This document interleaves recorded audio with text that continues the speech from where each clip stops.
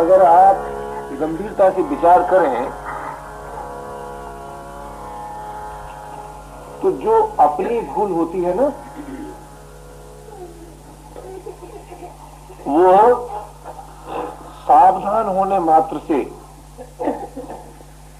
अपने आप नाश हो जाती है। सावधानी का अर्थ क्या है कि जो हम कर रहे हैं वो ठीक कर रहे हैं। जहां इतनी बात आई कि असावधानी मिटने लगती है,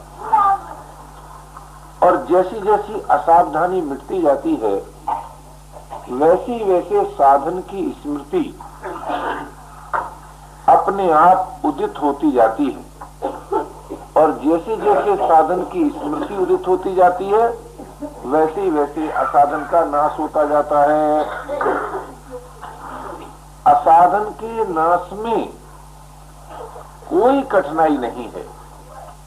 कठिनाई केवल यह है कि हम जो कुछ कर रहे हैं उस पर ध्यान कम देते हैं और जो कुछ हो रहा है उस पर दृष्टि रखते हैं, और इस बात को भूल जाते हैं कि भाई जो कुछ हो रहा है उसमें तो अपना हाथ है नहीं, और जो कुछ कर रहे हैं उसमें अपना हाथ है। तो जिसमें अपना हाथ है उस पर तो ध्यान दिया नहीं, और जिसमें अपना हाथ नहीं है उस पर ध्यान दिया। अमुक व्यक्ति ने ऐसा क्यों किया, प्राकृतिक विधान से ऐसा क्यों हुआ, दूसरों ने ऐसा क्यों किया और ऐसा क्यों हुआ, इस पर हमारी दृष्टि रहती है। उसका परिणाम यह होता है कि हम क्या कर रहे हैं इस पर दृष्टि नहीं जाती, और जब तक हम क्या कर रहे हैं इस पर दृष्टि नहीं जाएगी तब तक हम आपसे सोचते हैं, वो हम आपसे पूछते हैं कि हम सही कर रहे हैं अथवा सही नहीं कर रहे हैं, इस बात का ज्ञान ही कैसे होगा। तो साधक के जीवन का पहला प्रश्न यह है कि हम क्या कर रहे हैं इसका निरीक्षण करें, और हमारी मांग क्या है इसको जाने, अपने वर्तमान कर्म को जाने और अपनी आवश्यकता को जाने। वर्तमान कर्म में यदि कोई दोष है तो वो जानने मात्र से मिट जाएगा, और उसके मिटते ही कर्तव्य का ज्ञान होगा, ज्ञान, और कर्तव्य के ज्ञान में कर्तव्य पालन की सामर्थ्य है, और कर्तव्य पालन में अपनी जो आवश्यकता है उसकी पूर्ति की सामर्थ्य निहित है। किसमें? कर्तव्य पालन में। आप विचार करें, क्या किसी साधक का वो कर्तव्य हो सकता है जिसे वो न कर सके? ध्यान तो दीजिए, क्या आप कभी किसी से ऐसी आशा करते हैं कि वो करे जो नहीं कर सकता? मैं समझता हूं शायद संसार में कोई भी व्यक्ति किसी से ये आशा कर ही नहीं सकता कि तुम वो करो जो नहीं कर सकते।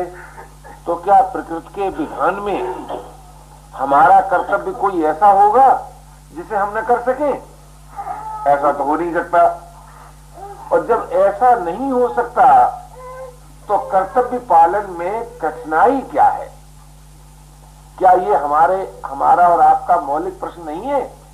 क्या ये हमारा और आपका वर्तमान का प्रश्न नहीं है? यदि ये वर्तमान का प्रश्न है तो फिर आप बताइए कि आपका जो कर्तव्य आपने जाना है उसके पालन में आपको क्या कठिनाई है। बहुत से भाई बहन ये कह दिया करते हैं कि हम क्या बताएं, हमारा मन नहीं लगता। बहुत ठीक बात, अगर आपको इस बात का ज्ञान हुआ है कि आपका मन नहीं लगता, ये तो बड़ी भारी चेतना आई ना। अब मन क्यों नहीं लगता इसकी और खोज कीजिए, किसी और से मत पूछिए कि हमारा मन क्यों नहीं लगता, स्वयं ही खोज कीजिए कि हमारा मन क्यों नहीं लगता। तो आपको पता चल जाएगा कि इन इन कारणों से हमारा मन नहीं लगता। उन कारणों का आप नाश कर दीजिए, आपका मन लग जाएगा। परंतु ऐसा तो हम नहीं करते ना, हम दूसरे से पूछते हैं कि हमारा मन क्यों नहीं लगता, या ये पूछते हैं कि हमारा मन कैसे लगे। और इसमें पूछने वालों की जो बात है सो तो है ही है, सबसे अधिक तो बताने वालों ने इसमें ऐसी भूल की है, ऐसी भूल की है महाराज, कि साधक को चैन नहीं लेने देते, सुनाते सुनाते ऐसा करो ऐसा करो ऐसा करो। और उधर हम क्या करें हम क्या करें हम क्या करें, दोनों परेशान हैं, गुरु और चेला। मुंह से तो कहते हैं हम गुरु नहीं है, मुंह से यही कहते हैं गुरु नहीं है, लेकिन गुरु नहीं है तो गुरु का काम क्यों करते हो। और आज शिष्य मानने को भी राजी नहीं है ईमानदारी से, लेकिन शिष्य नहीं बनते तो पूछते क्यों। जरा सोचिए, जरा सोचिए, कोई रोगी किसी डॉक्टर के पास जाए और कहे कि साहब हमको ये बीमारी है, दवा दे दो, और फिर कहे देखो तुम हमारे डॉक्टर नहीं हो, और डॉक्टर कहे देखो तुम हमारे रोगी नहीं हो, तो आप क्या कहेंगे, दोनों पागल हैं। काम गुरु का करें हम गुरु नहीं है, काम शिष्य का करें हम शिष्य नहीं है, ये तो है हमारी ईमानदारी। खैर जो कुछ भी उसमें कोई मतलब नहीं। हमारे कहने का तात्पर्य है कि आप जो कुछ करते हैं उसमें आपको संतोष यदि नहीं है तो उसका करना बंद क्यों नहीं होता। जरा विचार कीजिए, हम जो कुछ कर रहे हैं यदि वो हमारे लिए हमारी दृष्टि से संतोषजनक नहीं है तो एक स्वाभाविक नियम है कि जो करना संतोषजनक नहीं है उसका पहला साधन है कि उसको छोड़ दिया जाए, कि भाई इसके करने में हमको कोई संतोष नहीं। और जो कुछ आप करना चाहते हैं वो नहीं कर पाते हैं तो उसका पहला प्रभाव ये होता है कि न करने की एक बिथा जागृत होती है। अब हम जब अपने जीवन को देखते हैं तो क्या देखते हैं कि जो कर रहे हैं उसे सही भी नहीं मानते हैं लेकिन छोड़ते भी नहीं, और जो करना चाहते हैं उसे कर भी नहीं पाते हैं और उसकी बिथा भी नहीं। मैं आपसे पूछता हूं, ये रोग किसी व्याख्यान से मिटेगा, ये किसी दूसरे के द्वारा मिटेगा। इस रोग की चिकित्सा तो आप ही को करनी पड़ेगी कि भाई जिसके करने से आपको संतोष नहीं है पहला साधन है उसे छोड़ दो, डरो मत, छोड़ दो, बिल्कुल छोड़ दो। क्यों क्यों न करने में कोई पाप नहीं लगता महाराज, न करने में कोई पाप नहीं लगता। कल्पना करो कि जब तक आपको और कोई साधन न पता चले तब तक यदि आप कुछ नहीं करेंगे तो उससे कोई हानि नहीं होगी। हानि होती है गलत करने से, गलत करने से। अब एक बात और देखने की है, और वो देखने की ये है कि जो बात आप करते हैं उससे जब आपको संतोष नहीं होता उसके छोड़ने के बाद कहीं कोई गलत बात करना आरंभ तो नहीं कर देते। अगर गलत का बात करना आरंभ कर देते हैं तब तो ये बात ही नहीं बनती कि आप साधन करना चाहते हैं। साधन करने की मांग हमें अकर्तव्य से रोक देती है, पहला काम है उसका, और कर्तव्य जानने के लिए आकुल कर देती है। और कर्तव्य का ज्ञान सच पूछिए तो प्रत्येक कर्ता में जो का त्यों मौजूद है। ऐसी बात नहीं है कि हम कर्तव्य पालन चाहें और उसका ज्ञान हम में न हो। अगर कर्तव्य का ज्ञान हम में नहीं है तो हम कर्तव्य पालन कर ही नहीं सकते, और न हमारे सामने कर्तव्य पालन का प्रश्न आता है। कर्तव्य पालन का ज्ञान होने पर ही कर्तव्य पालन का प्रश्न आता है। अच्छा, दूसरी बात ये कि यदि करने की सामर्थ्य नहीं है, सामर्थ्य नहीं है, तब भी कर्तव्य का प्रश्न नहीं आता, लालसा हो सकती है। जैसे एक निर्धन प्राणी के मन में दान देने की लालसा हो सकती है, लेकिन उसे दान देना चाहिए ये तो उसके मन में कभी नहीं आती। यही आती है कि जब कभी मेरे पास संपत्ति होगी तो मैं दान करूंगा। तो सही बात करने की लालसा होती है या सही बात की जाती है? जरा ध्यान दीजिए, सही बात की लालसा भी गलत बात की वासना को खा लेती है और सही कर्तव्य अकर्तव्य का जन्म नहीं होने देता। इससे क्या सिद्ध हुआ? इससे ये सिद्ध हुआ कि जिसे साधन करना है वो तो साधन कर ही सकता है, साधन करने में किसी प्रकार की असुविधा नहीं है, कठिनाई नहीं है। किंतु जिसे साधन नहीं करना है उसे दिन रात आप साधन की बात सुनाइए, दिन रात सुनाइए और वो दिन रात सुने, लेकिन साधन उससे नहीं होगा। हाँ, एक बात अवश्य है कि अगर कोई सुनाना अपना साधन मान ले और सुनना अपना साधन मान ले तब तो साधन हो ही रहा है, तब तो साधन हो ही रहा है। और ये बात सिद्ध हो गई कि भाई हम साधन निष्ठ हैं। क्यों? कोई कह दे हमारा सुनाना साधन है, कोई कह दे सुनना हमारा साधन है, कि जब तक वो सुनाता रहेगा और जितने काल तक वो सुनता रहेगा कम से कम उतने काल में असाधन तो नहीं आएगा। तो इस बात को भी यदि आप साधन मान लें, साधन मान लें तब तो बात ठीक। लेकिन आप जानते हैं आज का वक्ता अपने को मान लेता है कि मैं जानता हूं और श्रोता को मान लेता है मैं नहीं जानता हूं। तो ये साधन हुआ क्या? ये तो मिथ्या अभिमान हुआ। वो आज का श्रोता ये सोच लेता है चलो थोड़ा सा समय कट गया तो कट गया, तो ये साधन हुआ क्या? कहने का मेरा तात्पर्य है कि भाई साधन कोई ऐसी वस्तु नहीं है कि जिसका क्षण मात्र के लिए भी, अल्पकाल के लिए भी साधक से उसका विभाजन हो जाए, यानी साधन साधक से अलग हो जाए, उसका नाम साधन नहीं है। तो जब साधन साधक से अलग होता ही नहीं, जरा सोचिए तो असाधन आएगा कहां से? असाधन तो तब ना आएगा कि जब साधक के जीवन से साधन कुछ काल के लिए भी अलग हो जाए। तो मेरे कहने का तात्पर्य था कि भाई साधन का तो जीवन से संबंध है, जीवन से संबंध है। साधन कोई ऐसी वस्तु नहीं है कि आपने घंटे 2 घंटे साधन किया और फिर सोचा कि अच्छा अब असाधन के लिए अवसर मिला। असाधन के लिए अवसर ढूंढते रहना या मिलता रहे और हम साधन भी करते रहे तब तक भाई मेरा तो अपना यही विश्वास है कि साधन का आरंभ ही नहीं हुआ। साधन का आरंभ होने के बाद असाधन के लिए तो अवसर ही नहीं मिलता। जब असाधन के लिए अवसर ही नहीं मिलता तो समस्त जीवन साधन हो जाता है। जब समस्त जीवन साधन हो जाता है तो सिद्धि स्वाभाविक होने लगती है। इसलिए भाई हम सबको बड़ी ही सावधानी से अपने इस मूल प्रश्न पर विचार करना चाहिए कि हम जो कुछ कर रहे हैं वो साधन है या नहीं। यदि वो साधन है तो बड़ी सुंदर बात, और यदि साधन नहीं है तो उसका तो पहले त्याग कीजिए। गलत बात बिना छोड़े सही बात होगी क्या? नहीं हो सकती। इसलिए भाई आज हमें और आपको बड़ी ही सावधानी से अपनी वस्तु स्थिति का ठीक ठीक अध्ययन करना है, अर्थात जानना है। आप सच मानिए जितना हम अपने संबंध में ठीक ठीक जानते जाएंगे उतना ही हमें अपने जीवन में जो असाधन आ गया है उसका ज्ञान होता जाएगा। और जैसा जैसा असाधन का ज्ञान होता जाएगा वैसे वैसे असाधन नाश होता जाएगा।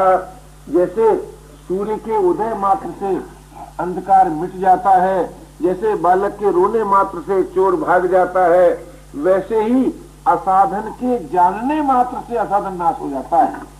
असाधन के नाश करने के लिए असाधन का ज्ञान ही सर्वोत्कृष्ट साधन है। आज दशा हमारी क्या होती है, यदि कहीं असाधन का ज्ञान हो गया तो एकदम भयभीत हो गए और भयभीत होकर के ये मान लिया कि हाय हाय हम तो बड़े ही बुरे व्यक्ति हैं। अच्छा भाई सोचो तो सही, असाधन के ज्ञान काल में आप बुरे व्यक्ति थे कि जब असाधन से तद्रूप थे तब बुरे व्यक्ति थे। अगर आप ईमानदार हैं तो आपको मानना पड़ेगा कि जिस समय असाधन का ज्ञान हुआ उस समय हम और बुरे व्यक्ति नहीं है। हम और बुरे व्यक्ति तब थे जब हमें और आपको अपनी बुराई का ज्ञान ही नहीं था। बुराई का ज्ञान ही नहीं था। बुराई के ज्ञान काल में कोई बुरा नहीं है। जब ये बात हम और आप मान लेंगे तब क्या होगा कि बुराई के ज्ञान से बुराई नाश हो जाएगी और बुराई का नाश होते ही भलाई तो अपने आप होती है, भलाई की नहीं जाती। मैं सच कहता हूं आपसे, साधन किया नहीं जाता, साधन तो होता है। कि जो कुछ किया जाता है उसमें कुछ न कुछ अंश असाधन का होता है। तो जब तक असाधन का अंश है जीवन में तब तक साधन के द्वारा वर्तमान में सिद्धि हो जाए ये बात संभव नहीं है। इसलिए प्रत्येक साधक का परम पुरुषार्थ इसी में है कि वो अपने जीवन में असाधन यदि है तो उसे जाने। असाधन का जानना परम साधन है। इस परम साधन के द्वारा हम सब साधन निष्ठ हो सकते हैं। किंतु इसका अर्थ को ये न समझ ले कि हम दूसरों की ओर देखें कि देखें इनमें कितना असाधन है। आज की दशा क्या है, गुरु भी मानेंगे, महापुरुष भी मानेंगे, और जहां उनके मन की बात पूरी न हुई क्या बताएं। हमने इतनी स्वामी जी से प्रार्थना की और उन्होंने गोविंद भवन आना स्वीकार नहीं किया। अब भाई जरा सोचो तो सही, अरे जिनका निर्णय तुमको प्रिय नहीं है, जरा सोचो, जिनके निर्णय में तुमको अविचल श्रद्धा नहीं है उनके उपदेश में तुम्हारा क्या कल्याण होगा। मैं आपसे पूछता हूं, जब तुम उनसे स्वयं ही ज्यादा जानते हो तब तो आपको ये कहना चाहिए कि हमारा उपदेश स्वामी जी ने नहीं माना, हमारा आदेश स्वामी जी ने नहीं माना। तो मैं आपसे पूछता हूं, जिसको तुम स्वयं आदेश दे सकते हो, उपदेश दे सकते हो, उसके आदेश और उपदेश की आपको लेस मात्र भी आवश्यकता नहीं है। और सच पूछिए तो यही मानव सेवा संघ की नीति है कि प्रत्येक भाई स्वाधीन है अपने साधन करने में, समर्थ है अपने साधन करने में। मुझे तो इस बात से बड़ा हर्ष होता है, और हर्ष इसलिए होता है कि भाई लोगों को अपने में विश्वास पैदा हो गया, अपना काम पूरा हो गया। अपना काम तो केवल इतना रह गया है कि आप लोग अपने पर ये विश्वास कर लें कि हम साधक हैं, साधन निष्ठ हो सकते हैं, हमें सिद्धि मिल सकती है, इससे अधिक अपना कोई काम ही नहीं है। तो कहने का मेरा तात्पर्य था भाई कि आप लोग साधन नहीं जानते हैं ऐसी बात नहीं। मेरा तो ऐसा विश्वास है कि यहाँ जितने लोग बैठे इस समय, हर भाई हर बहन इतना साधन जानते हैं जितना वो इस जीवन में नहीं कर सकते, इतना जानते हैं। और इतना साधन जानते हैं कि जितने की करने की आवश्यकता नहीं है। फिर भी जो रुचि साधन संबंधी चर्चा सुनने में है वो रुचि साधन करने में नहीं है। क्यों नहीं है? कि हमारी और आपकी जो शक्ति है ना वो तो सीमित है। तो सीमित शक्ति को साधन की चर्चा में ही व्यय कर दिया। जरा ध्यान दीजिए, तो फिर साधन करने के लिए सामर्थ्य कहां से लाएंगे? यदि साधन करने की सामर्थ्य आपके पास शेष रहेगी तभी ना आप साधन कर सकेंगे। इसलिए मेरा एक नम्र निवेदन है कि प्रत्येक साधक साधन सुनने में ज्यादा समय न लगाए, साधन करने में ज्यादा समय लगाए। और इसी उद्देश्य की पूर्ति के लिए ये आपका निर्माण निकेतन है। ये साधन सुनने के लिए नहीं है। साधन तो आपने बहुत सुना। आज कृपा है भगवान की कि सस्ता छापा खाना है, घर बैठे पलंग के ऊपर बिजली की रोशनी में अच्छी से अच्छी बातें पढ़ लो, सुन लो, सीख लो, समझ लो। एक बात तो ये। दूसरी बात ये कि आज हम लोगों को एक ऐसा भयंकर रोग लगा है दूसरों के समझाने का कि तुम चाहे जिससे जितना चाहो समझ लो। एक दिन की बात मैं आपको सुनाऊं। मैं मधुकरी मांगकर लौट रहा था और सामने से एक गधेड़ा गधे लेकर आ रहा था। तो गधेड़े ने कहा, बाबा बचो, गधा आ रहा है। मैंने कहा इस ओर से भी गधा आ रहा है। उसने कहा कि नहीं नहीं, आप तो हमसे भी अच्छे हैं।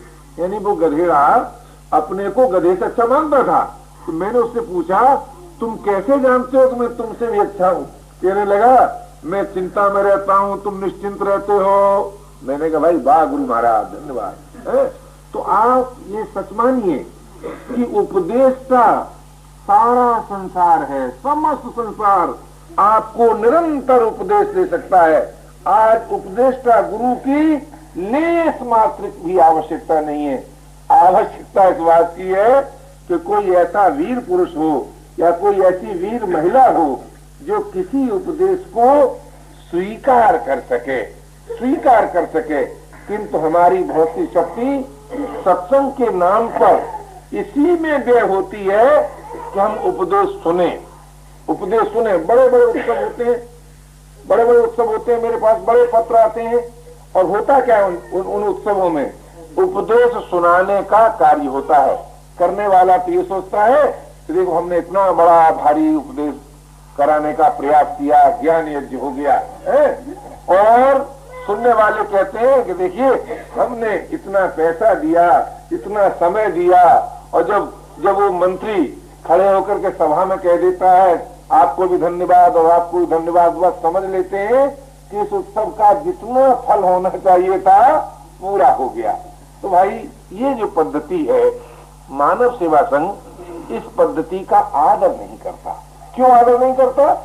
इसलिए आदर नहीं करता कि प्रभु की हेतु की कृपा से आपका जीवन इतना सुंदर है, स्वभाव से इतना सुंदर है कि सच मानिए अगर मैं ये कह दूं कि अनंत ने आपको अपने खेलने के लिए बनाया है तो इसमें लेस मात्र भी अतियुक्ति नहीं है। जरा सोचिए तो सही, मानव जीवन ही ने एक ऐसा जीवन है कि जो उस पर विश्वास करता है जिसको इंद्रियों के द्वारा, बुद्धि के द्वारा नहीं जाना।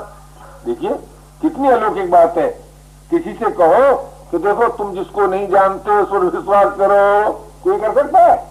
लेकिन मानव में ये सामर्थ्य है कि जिसको नहीं जाना है उस पर विश्वास कर सकते हैं। और जरा सोचो, मानव में ये सामर्थ्य है जो जानने में आता है कहता है ये ठीक नहीं है, मिथ्या है।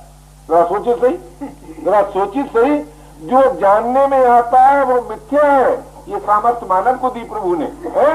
और जिसको नहीं जाना वो हमारा है, ये सामर्थ्य मानव को दी। और जरा सोचिए कौन ऐसा व्यक्ति है जिस पर दूसरे लोग अपना अधिकार नहीं मानते? आपने कोई व्यक्ति ऐसा देखा है जिस पर दूसरे लोग अधिकार नहीं मानते? तो दूसरों के अधिकार की रक्षा करने की सामर्थ्य भी मानव ही में है और अपने अधिकार के त्याग की सामर्थ्य भी मानव में ही है। इंद्री द्वारा जाने हुए में मिथ्या बुद्धि है, जिसको नहीं जानते उसमें अविचल श्रद्धा है, दूसरों के अधिकार की रक्षा, अपने अधिकार का त्याग, क्या आपके हमारे जीवन में संभव नहीं है? संभव है। तो सोचिए कि प्रभु ने कितना सुंदर जीवन, मानव जीवन बनाया है कि जिस कार्य को मानव से भिन्न कोई कर ही नहीं सकता। परंतु आज जो आश्चर्य की बात है वो ये है कि हम अपने महत्व को नहीं जानेंगे तो किसके महत्व को जानेंगे? बोले वस्तुओं में बड़ा महत्व है वो। और किसको जानेंगे कि साहब पद में बड़ा महत्व है। और बोले किसको जानेंगे कि साहब किसमें बड़ा महत्व है? संग्रह में बड़ा महत्व है। तो आप सोचिए, संग्रह के महत्व का आपको ज्ञान है, संग्रह के महत्व में आपकी रुचि है, वस्तुओं के महत्व में आपकी रुचि है, पद के महत्व में आपकी रुचि है। तो मैं आपसे पूछता हूं कि प्रभु में रुचि कहां से आएगी? रुचि तो एक है ना, चाहे इधर लगाओ चाहे उधर लगाओ। तो आज मौलिक प्रश्न यह है कि आपकी अपनी रुचि क्या है। अगर आपकी अपनी रुचि सत्य की खोज करने की है तो सत्य की खोज की रुचि मात्र से असत्य का नाश होता है हमारा। जहां सत्य की जिज्ञासा जागृत हुई कि असत्य की कामना नाश हुई। तो अब आप सोचिए, क्या आज हम सत्य की जिज्ञासा भी नहीं कर सकते? और यदि कर सकते हैं तो सत्य की जिज्ञासा और असत्य की कामना एक साथ रह सकती है? यदि एक साथ रह सकती है तो आपको मानना पड़ेगा कि सूर्य का उदय भी है और अंधकार भी है। लेकिन कोई विज्ञान बेटा इस बात को मानेगा? आप इस बात को मानेंगे कि सूर्य का उदय भी है और अंधकार भी है? आप नहीं मानेंगे। अच्छा जरा सोचो, तो फिर ये आप क्यों मानते हैं कि सत्य की जिज्ञासा भी है और असत्य की कामना भी है?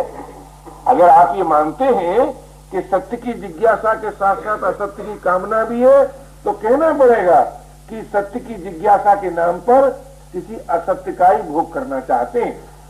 नहीं तो भाई, जहां सत्य की जिज्ञासा है वहां असत्य की कामना नहीं है। जहां प्रभु में विश्वास है वहां वस्तु में विश्वास नहीं है।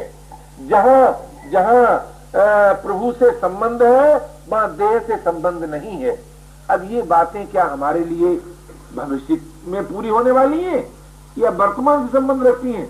जरा सोचिए, सत्य की जिज्ञासा वर्तमान की वस्तु, प्रभु विश्वास वर्तमान की वस्तु, वस्तु विश्वास का त्याग वर्तमान की वस्तु।